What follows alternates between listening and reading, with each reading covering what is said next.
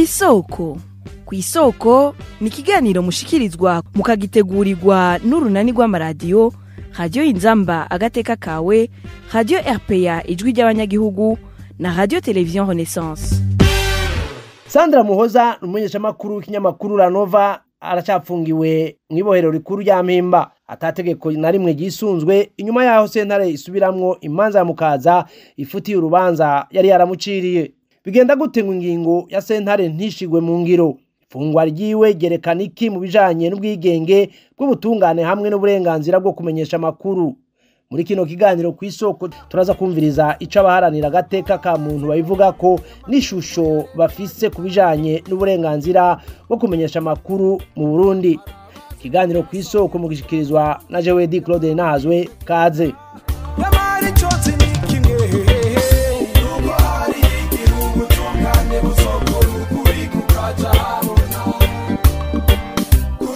Naho sentare isubiramwo imanza ya Mukaza yahagaritse urubanza yari yaramuciriye mu kumenyesha ko ataburenganzira ibifitiye.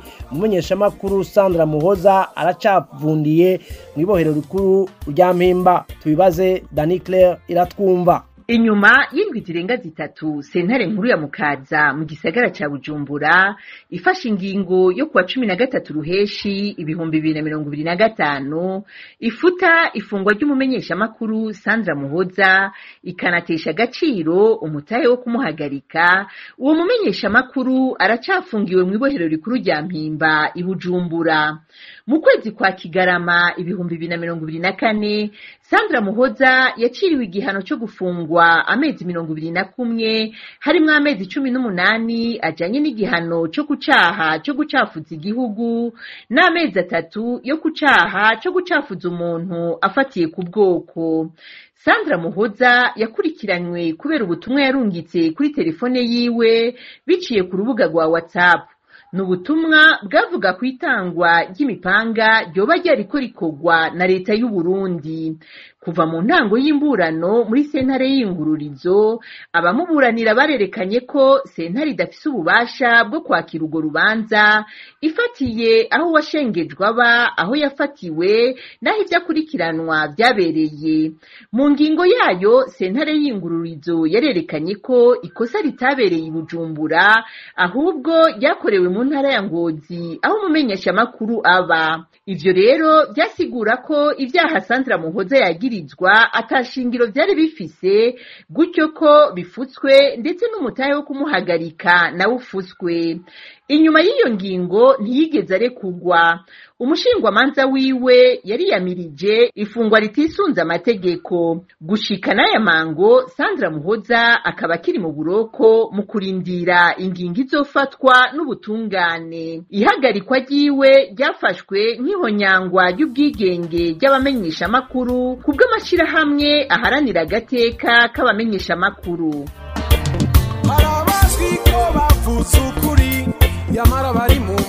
Ishirahamwe mpuzamakungu riharanira ubwigenge bwo kumenyesha amakuru Reporters sans frontières naryo ribandanya risaba irekugwa atagisabwe rya Sandra Muhoza. Itangazo iryo shirahamwe ryashize ahabona kwigenekerezo rya mbere mu Kakaro, Sadibou Marong arongoye igisata ca Afrika yo hagati muri RSF abona ko uyu mumenyesha makuru atarakwiye gupfungwa kandi ko atarakwiye kongera kumarayo n'iyindi minsi. Muri iryo tangazo ishirahamwe RSF rihamagarira abategetsi b'u Burundi gushira mu ngiro mu maguru masha ingingo ya sentare isubiramwo imanza ya Mukaza. Eka n'abamenyesha makuru abarundi barababazwa n'ipfungwa ridakurikije amategeko ririmo igikenye kumenyesha makuru Sandra Muhoza. Innocent Muhozi arongoye Television Renaissance asaba ko uwo mumenyesha makuru yorekugwa atakirinze gusabwa kuko atagihugu ari karahungabanya. Ntibyumvikana ingene mugenzi wacu Sandra Muhoza ashobora kuba kiri mu mvuto amazindwi zitatu kandi sentare yari yamufunze, urubanza yari yamuciriye yararufuse, mandada yari yagize yarayifuse. Uyu muntu yategerezwa kuba yaravuye mu mvuto kuva kera. Ni kubera iki akiri mu mvuto? Ntibyumvikana, ntibishoboka ko umuntu aba ari mu mvuto atakintu na kimwe kimufunze. Ubwo mu gihe sentare yitwa ko yabikoze, abashingwamanza b'umuntu bayeretse ko yakoze amakosa ikabyemera, igahanagura urubanza, igahanagura umutahe, uyu muntu yarakwiye guca ataha. Ntidushobora kumva rero igituma umuntu akiriyo mbere cyo kimwe n'abandi benshi banahejeje ibihe bari baciriwe byo gufungwa bagifunzwe mu Burundi. Ivyo bintu bitanga isura idashoboka ku gihugu, ku butungane, kuri leta, ku mukuru w'igihugu. Niyamureka agenda uriya muntu nta mutekano, nta gihugu ariko arahungabanya, nta bushobozi anabifitiye, naho yobishaka, nta no kubishaka kuri muri we guhungabanya igihugu. Nibamurekure, barihenze, nibamurekure atahe, nta kindi.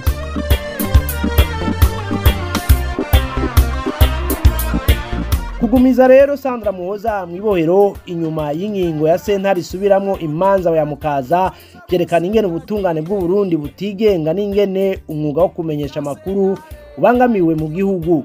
No munsi irekurwa ryiwe yari gihutirwa kugira ubutungane bwisubiza umutamana, hongere hubahirizwe n'intwaro rusangi mu Burundi. Nino ngaha duciye dusozerera ikiganiro kw'isoko mwariko mugishikirizwa na Edi Claude Ninahazwe, naho ubutaha. Cari ikiganiro kw'isoko.